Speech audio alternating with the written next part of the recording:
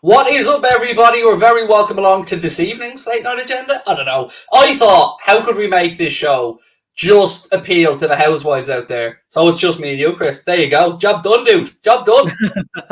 Absolutely. I'm looking like something off 80s pornography set, and I'm ready here today, like Omar with my tash. I'm ready to go. Just me and you today, Craig. It's a shame. There could have been more, but it's, I'd say less is more in some situations.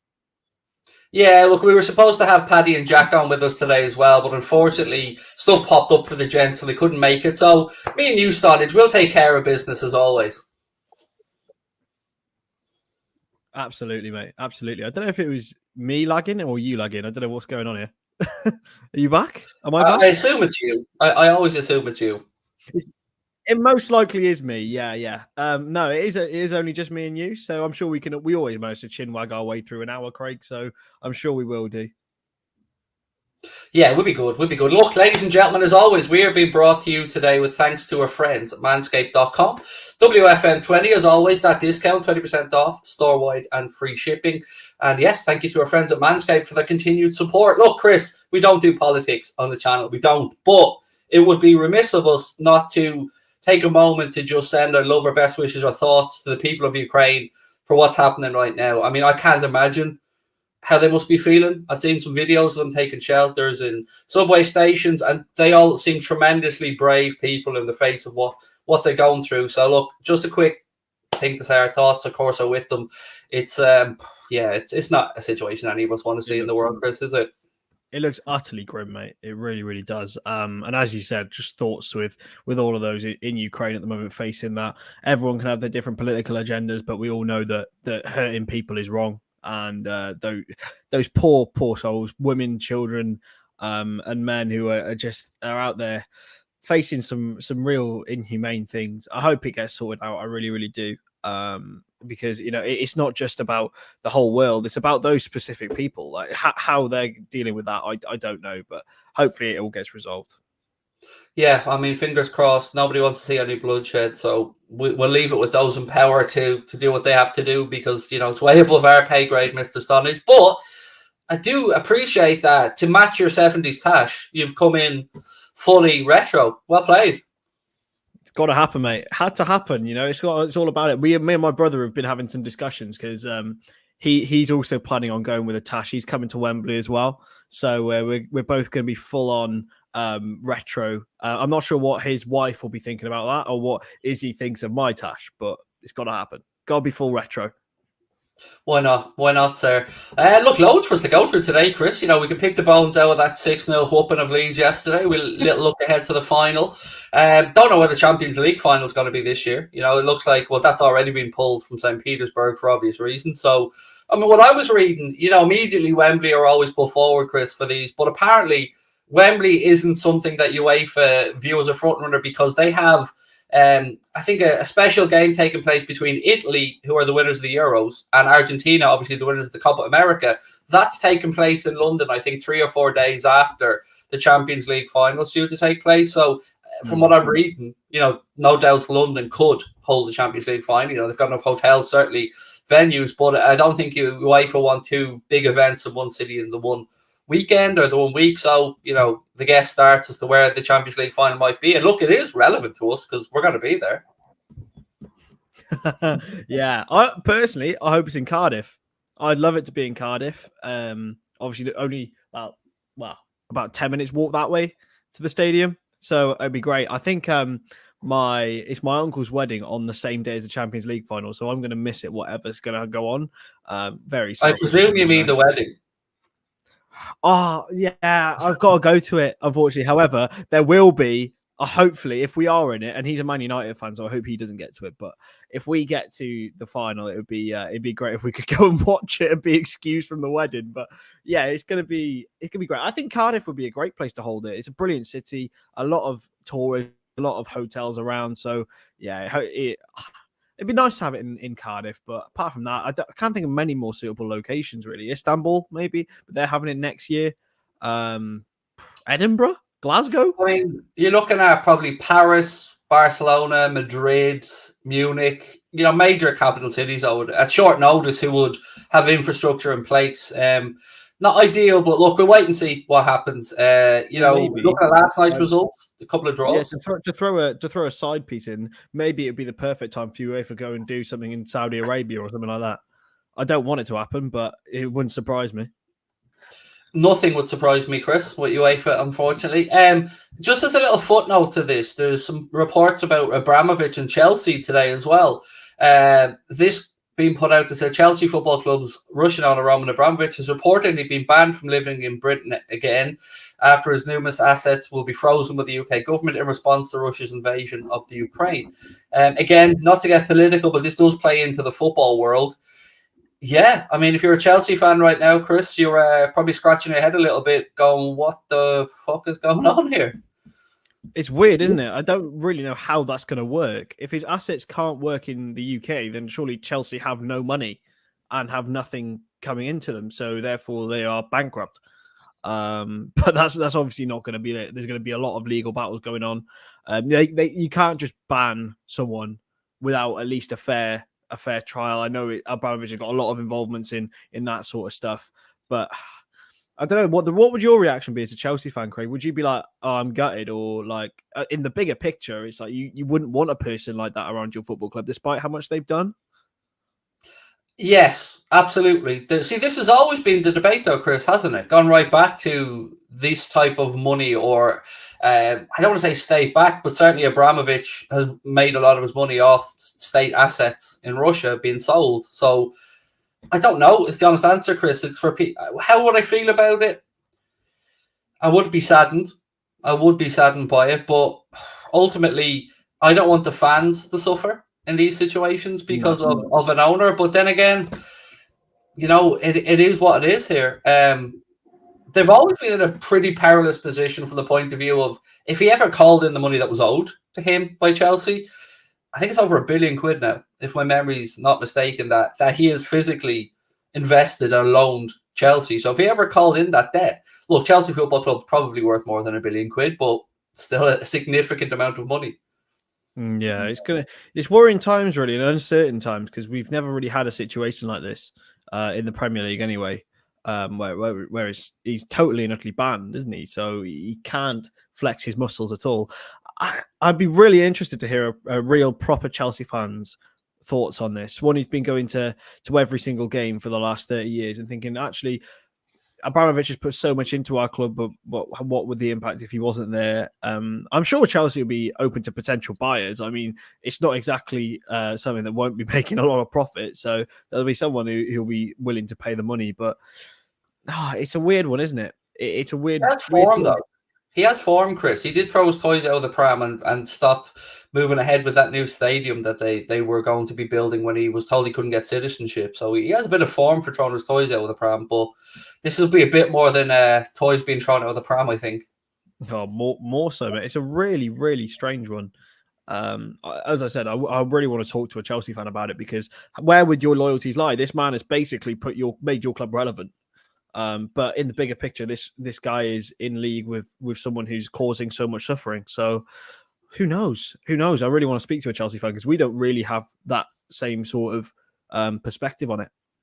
See, this goes much deeper, though. And again, we're getting at all football here, but it goes much deeper because there's money wrapped up in so many governments, so much investment. Like, look at Central London as a whole. The amount of foreign investment in London. And I know it's certainly the same here in Ireland, by the way. RIFSC, the Financial Services Centre, there's talk of a lot of money going through there as well. So I just hope that for once governments have the balls to step up and put people ahead of the bottom line, which I have my own doubts about, but mate, the hope that kills you, doesn't it? At the end of the day, with that, I don't think anything.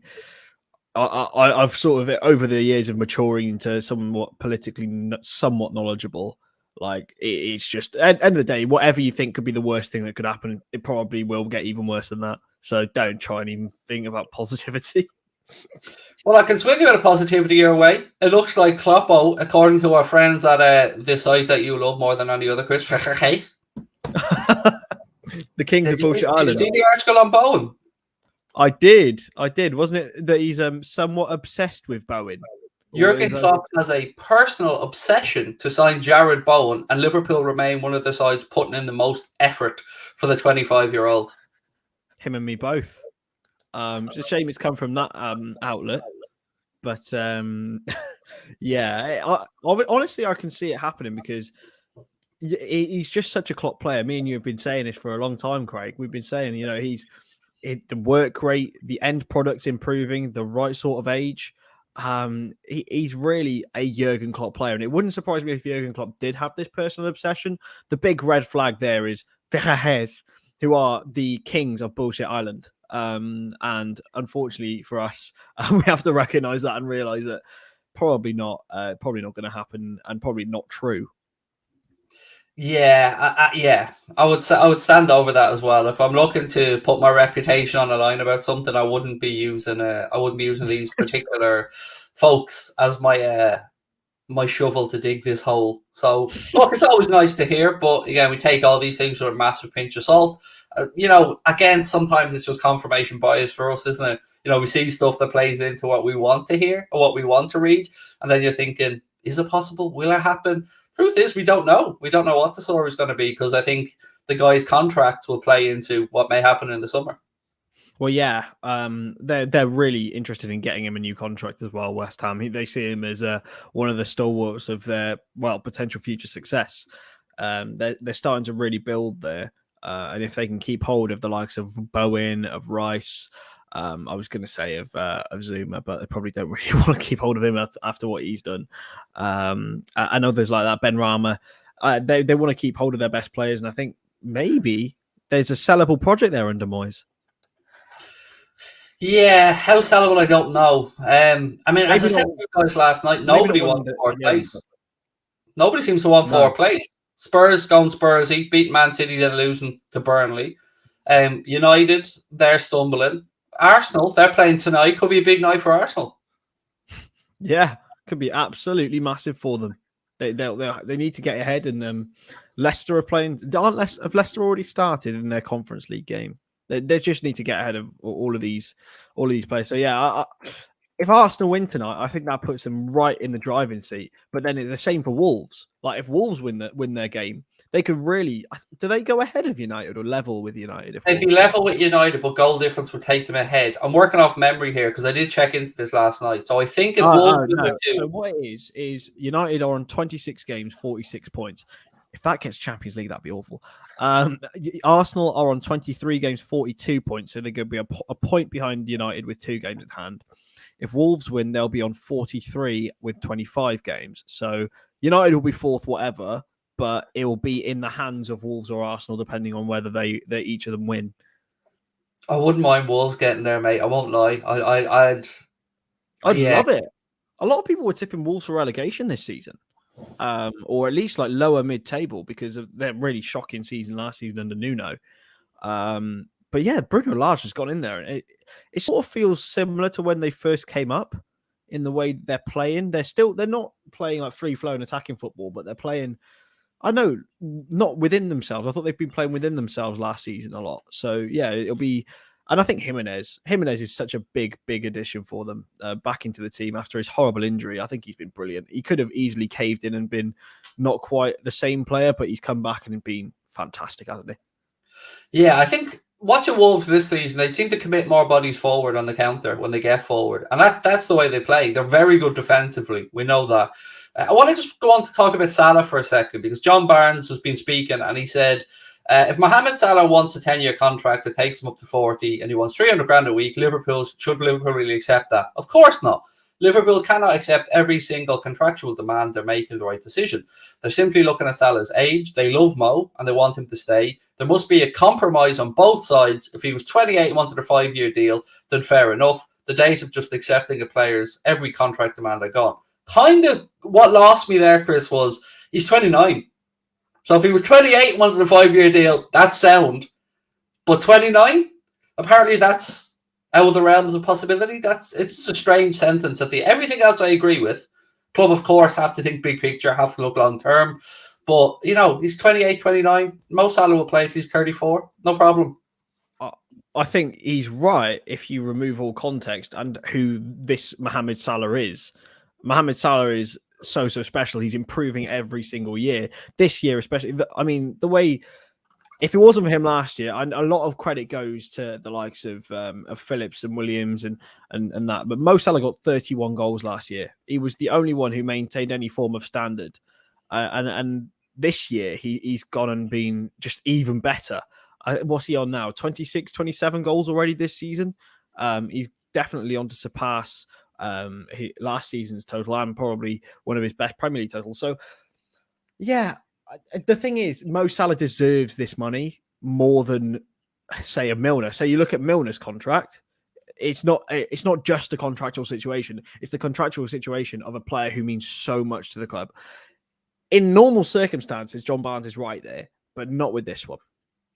Yeah, look, in any negotiation, leverage is the most important thing in any negotiation. So the way this looks like from the outside, we're playing out by looking at it is, so the club think, well, there was options. Where else could he possibly go?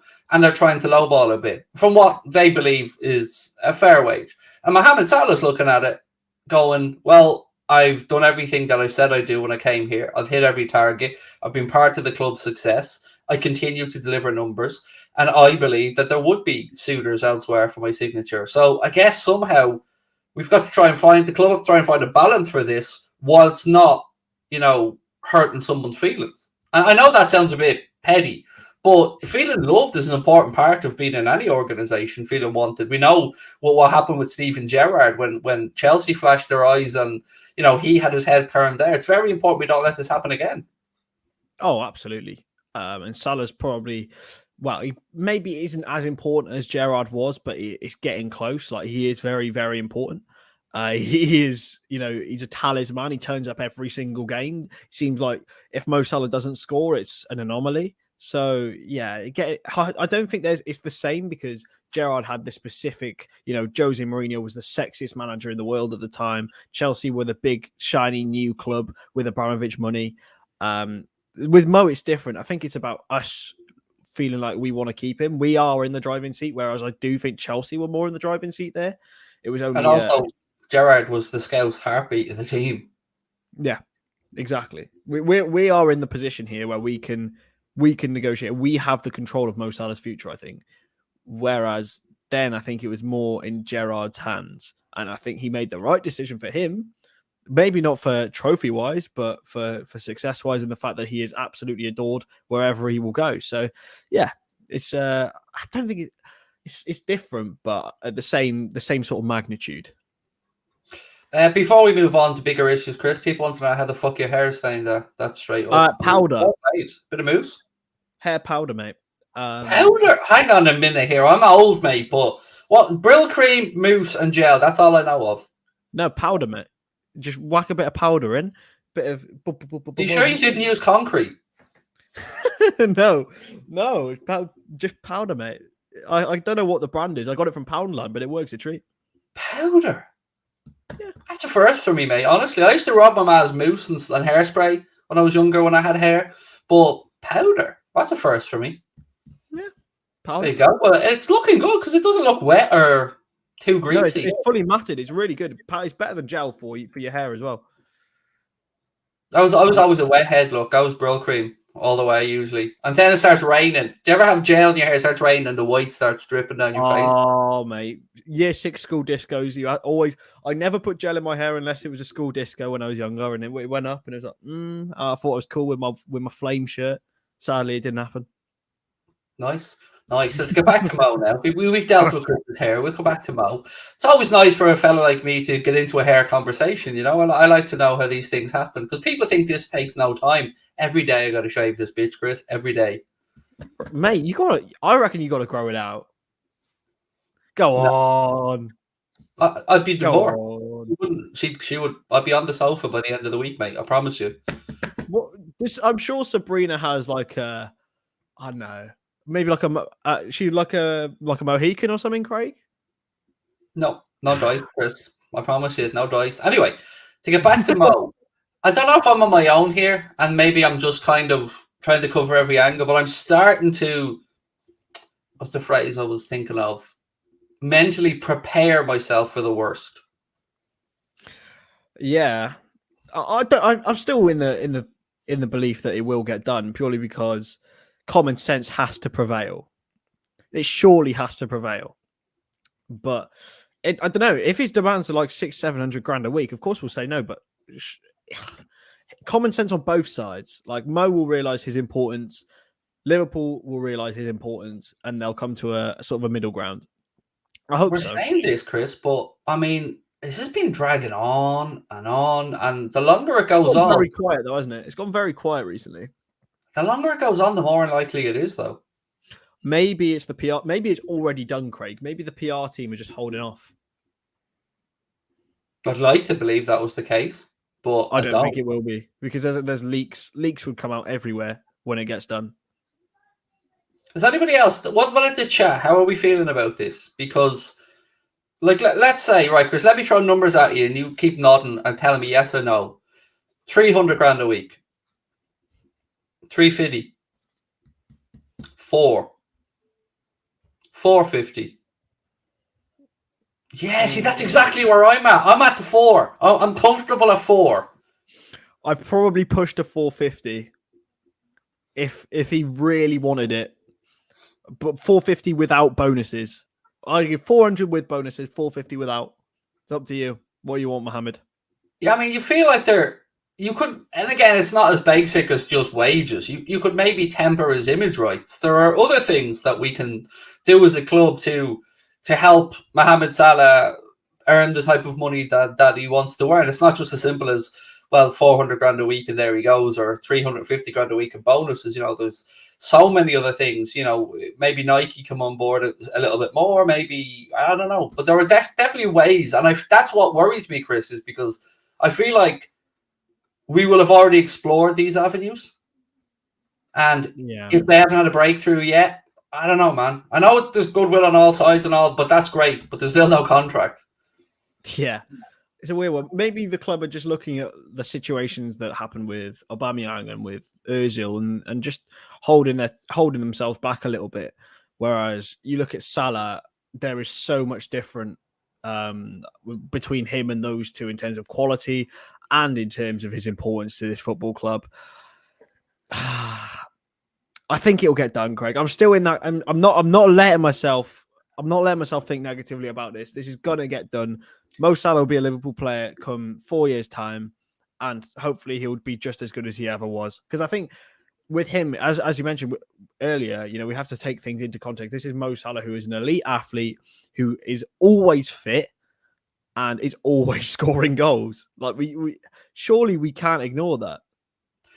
True, but I'm just trying to go through and I'm playing devil's advocate here completely because I'm on the boat of what Mohamed Salah had to stay. Of course I am, but I'm just trying to think. You mentioned Ozil and a few others as well. Is there any of these type of scenarios that has worked? I mean, I'm thinking De Bruyne, maybe fair enough, but I don't know if City are a fair comparison. Say again? When Messi signed a contract at Barcelona, I mean, he signed a big deal. It didn't really help Barcelona financially, but I guess it helped them. I mean, it worked out for a club, as in the player has gone on to continue that vein of form. Because you could probably find 5 examples of it not working. Yeah, it's true. It's very true. Maybe Ronaldo to Juventus, but I suppose, did that work? I mean, that wasn't Juventus giving Ronaldo a new contract. I'm talking about a club that has a player that's getting to 29, 30 years of age, giving a big contract to that player and it working out well. I think De Bruyne is, off the top of my head, what I can think of. That's a very good question. I'm trying to think of one. That's what I'm trying to just look at this from as many different angles as I can, because it's, as people point out, I think we spent 70% of our income on wages, which is quite. Let's not forget though that if in the summer, if we think about it, potentially we'll see Oxlade-Chamberlain leave. That's a big 150,000 on a week of wages. James Milner potentially leaving, potentially getting a reduction, £140,000 a week on wages. Adrian, thank Christ, he's finally leaving. I mean, Milner alone there, that's 7 million quid a year. And that's another thing that I'm trying to, maybe they're just trying to balance the books before they give him the deal officially. I don't know. Let's say Carvalho comes in, and that looks like it's a given at this point. And And Oxlade-Chamberlain went out in the opposite direction. I have no idea about a transfer fee for Chamberlain, but again, I think Ox is on about 6 million a year, about 120 a week, I think. Yeah. So that and Milner there, that's 13 million quid off the books. Let's play devil's advocate. I'm bringing in Carvalho, who I would imagine probably on 30 or 40 grand a week, if he's even going to get that. So let's say 2 million a year. You've 11 million a year then freed up in wages, plus whatever transfer fee you might get for Ox. That'll go a long way. It really would. And I wonder, like, with Carvalho coming in to maybe take Oxlade-Chamberlain's minutes, do we need another replacement if we were to move those two on? I would argue probably not.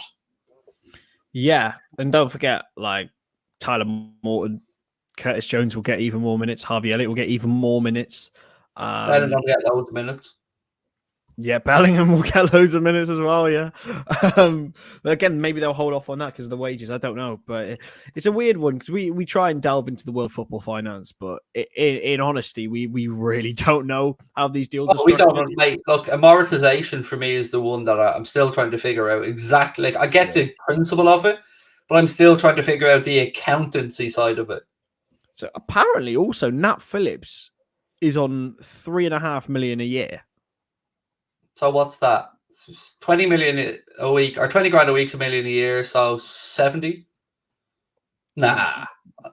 This is according to SpotRack, which is one of the most reliable ones. No way, surely not. We didn't. There's no way he's on 70 grand a week. Surely not. Please. I think Kelleher's on 6.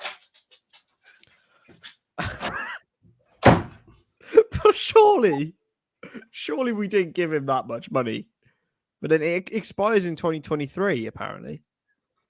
Nathaniel. But that's if Bournemouth get promoted, I think he'll probably go there permanently or maybe on loan again. Origi is apparently running out this year as well. There's an option on Origi, but I think he has to play a certain amount of Premier League games or feature in a certain for us to have a year's an option on a year, and I don't know if he'll make those numbers. Yeah, Origi is on 3 and 3. Origi earns less than Phillips. What is this? Adrian is on 3 million a year. No way. I can't believe this. No way. Yeah, so there is money there to be saved on wages, but again, it's dangerous, Chris, for FSG to commit this money to Mohamed Salah right now, not knowing what might happen in the summer.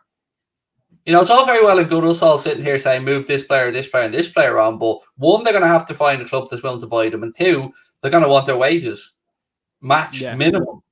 So, yeah, it's difficult. Let's say FSG now committed for 450 grand a week to Mo, and we're all here singing and dancing.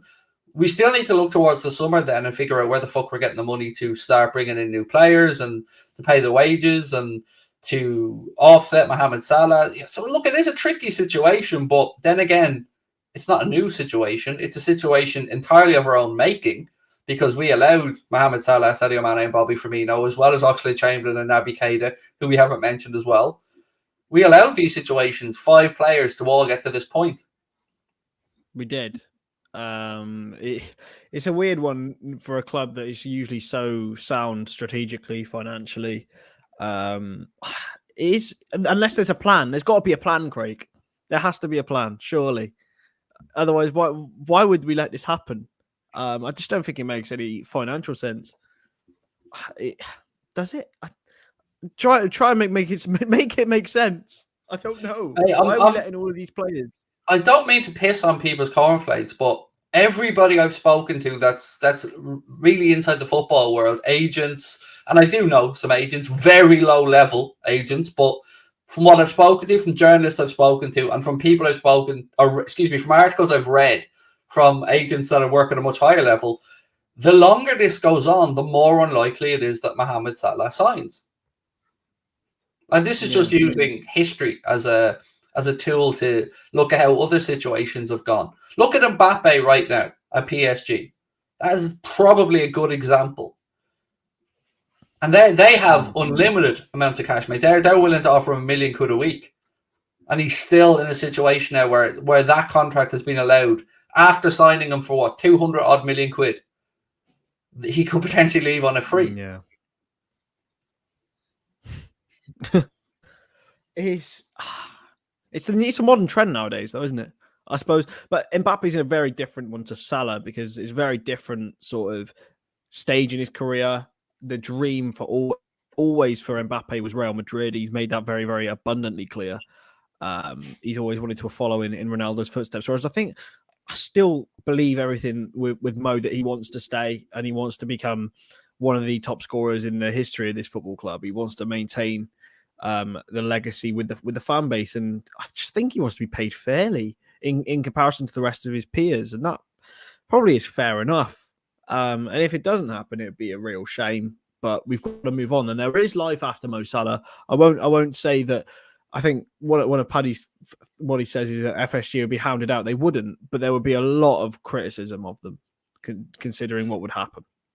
In these type of scenarios, it's always a battle for hearts and minds, in the media, which side do you on, blah, blah, blah. But ultimately, yes, 100% Liverpool Football Club would continue on if Mohamed Salah left, but it's not what we all want. Let's be very clear about that.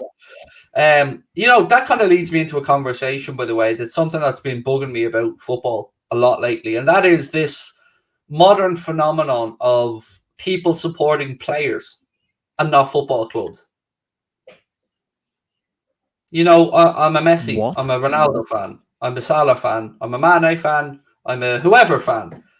No matter where they're transient, they leave. They want the player, and we see it. We see it in our own fan bases, Chris. You've seen it, I'm sure, in comments on Twitter and stuff as well. I don't get it. I don't understand it. How? Make it make sense to me, like you said to me a minute ago, dude. Make this make sense to me. It's your generation. I hope I don't claim them. I don't claim them. It's weird behavior, isn't it?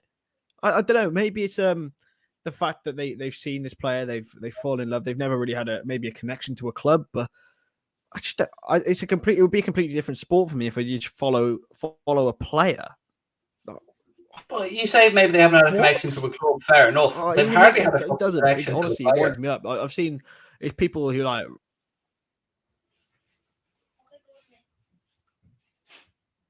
Sorry, mate. You just cut out there for me. No, it's you. You've gone all pixelated to me. I can't even see you. Hello. Yes, you're still there, Christoph. Oh, happy days. Good old university Wi-Fi. Screw university Wi-Fi. It's okay. I'll carry on. Talking for a sec. Yeah, look, this is one of my my pet peeves, folks. I don't get this because it destabilizes our club and any club. Whether you're, I'll flick this green screen back in a minute. Whether you're a fan of Liverpool, United, Real Madrid, Barcelona, Juventus, whomever it is, it destabilizes your football club because you've got these little fanboys and fangirls that are in attacking other players inside our football club because their boy, whoever that might be, isn't getting the limelight, the pass, the goals, a little bit of stick for missing opportunity, whatever it is. And I fucking hate it. I hate it. It really does my head in. And I don't like it. I don't like the trend in football these days that happens. I support the football club. And look, ultimately, if Mohamed Salah left Liverpool, would I be heartbroken? Yes. Would I get over it? Absolutely. Same way I got over it when Suarez left. Same way I got over it when Jarrod hung up his boots. Yeah, it's one that I just can't get my head around. And I think it destabilizes fan bases a lot more. There you go, Chris. Lagging like hell, mate, but I'll stick around for as long as I can. Yeah, I was just saying it destabilizes fan bases, this type of behavior, because let's say, I don't want to use Mo as an example. Let's say Neymar. So let's say you're a PSG fan and Neymar comes in and doesn't have a good game for whatever reason. And PSG fans come out and say, oh, God, he should have scored this, he should have done that. And then they're, you're always picking on per Neymar, yada, yada, yada. It divides a fan base within a fan base, and I don't like it. It does. I think this whole top red, bottom red thing is almost a cause of it. I think there's people who go to games are probably unfairly labelled, and they can't fairly criticize their players. Then there's other people who criticize players overly, and they're called that. But I just think it's more it's like you say, it's people deliberately going in on more players because they have their favorite player, and then it's painted as like a whole fan base, whereas it's usually just a very loud and individual minority. As you said, I think it destabilizes a little bit. Yeah. Again, I don't mean to pick on any one particular player there. I mean, Neymar was just the first one that came into my head. It could have been Salah, could have been Ronaldo, could have been Messi, could have been a number of players. I just don't like the trend. Right, what have we got before we finish up? So looking ahead to the League Cup final at the weekend, Chris, any more nerves, any more confidence, anything taken from last night's 6-0 victory that's made you feel a bit more optimistic, perhaps? Yeah, sorry if I'm a bit laggy, by the way, to anyone in the chat. I'm very confident after last night. Very confident. The performance was fantastic. Am I all right, Craig? Am I still here? Oh yeah, no, I can hear you fine. Yeah. So I last night, fantastic performance, but I just don't think it changes anything going into Sunday. It's a final, it's a one-off game, it's a battle, and yeah, it's good to go into it in good form, but form goes out the window. It's a cliche, but it certainly does. In games like this, it's Chelsea. It's going to be a lot tougher than this Leeds team, who pretty much bent over backwards for us. So, yeah, I'm optimistic purely because of the players that we've got, but it could go either way. Oh, it's about fucking time somebody bent over for us, by the way, because I'm sick of seeing it happen to other teams. Oh, I seen a stat today, Chris, that made me sit up and take notice. Apparently, we've had the most penalties in the Premier League era. 171, I think it is. And United second with 169. That surprised me, genuinely. I think there's been, especially in the modern era, with more and more penalties. Yeah, I suppose so. I'm surprised it's not United. I really am surprised it's not United. It always seems to be them. But in modern times, I saw a stat the other day. We've had 10 penalties in our last 70 games. Man City have had 8 in their last 12 or something.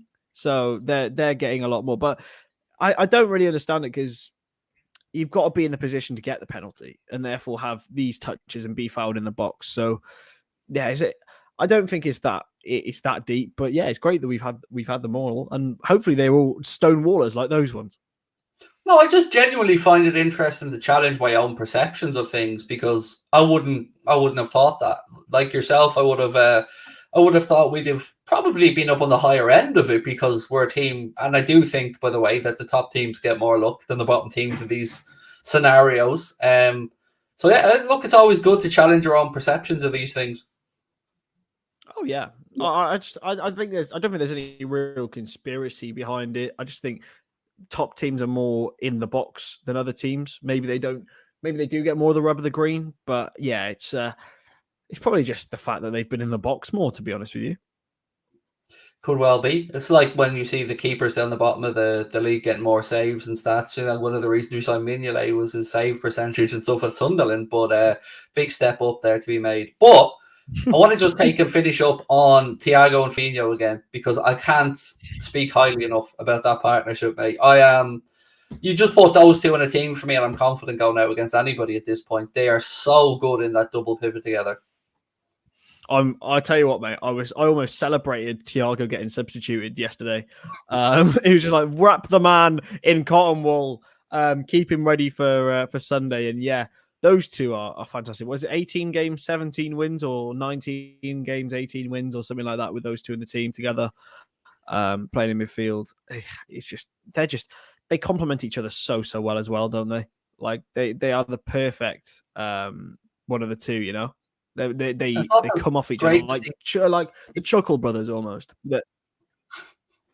It's great to see Thiago getting less yellows as well. Maybe I'm just imagining that, but I remember there was one period where it seemed like he was a yellow every time the first 15 minutes. I think maybe he's getting used to the speed of the game a bit more. Last year, I think, was a bedding in period. Everyone has to have a bedding in period usually in the Premier League. And for a player like Thiago, who's mostly based on speed of mind rather than speed of legs, He obviously couldn't catch up quite as much, but this year he's been very well disciplined, I think, in comparison. Fabinho the same. Fabinho absolutely the same. They're not walking yellow cards like they probably used to be when they first came. Yeah, I just love the two of them, man. I mean, they really do hunt in a pack, the two of them. You've seen so many examples in the past week of both of them going in and one of them getting a foot in, but the other one destabilising the opposition player in midfield. And I think against Chelsea, who we lost that midfield battle to, this could be our get out of Wembley free card. Yeah, absolutely. Absolutely. Well, I think them two and Hendo, I would say, are almost nailed on to start. if it were my decision, I would probably play someone like Elliott or Keita in that position. But I think purely because of the leadership, it'll be Henderson. And I'm not against that. It is still our captain. And I think he came on and looked very good yesterday. But I think anyone who wouldn't have done would have anyone who wouldn't have looked good against that Leeds team yesterday would have been heavily criticised. So yeah, he came on and got a great assist for Mane, didn't he? So. I mean, look, we can only beat the team that's put in front of us, Chris, and we did so emphatically yesterday against Leeds. And I'm going to just say emphatically again. And it wasn't did many, it was more than that. that got me in stitches when I saw that. That's the type of shit I pull on my wife all the time, by the way, when we're out and about and she'd ask me a question in front of people at a restaurant or something, and I just come out with a big child voice like that. I want chips! They'll be like, who on earth are you married to? Who is this? That's me, big baby. Look, ladies and gentlemen, we're going to bring this to a close. I am going to be over on Twitch for a watch-along of the game that you guys voted for me to watch, which is Rangers against Borussia Dortmund.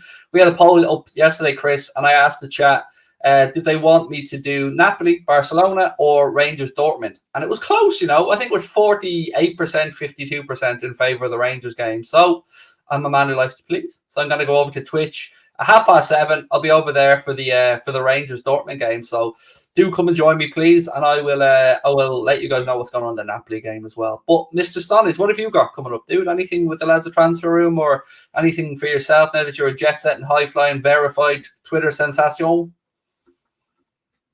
Well, I'm down at Newport City tomorrow night to watch the Another League game in the Welsh third tier. Living the dream, Chris. And then I'm at Wembley. Living the dream.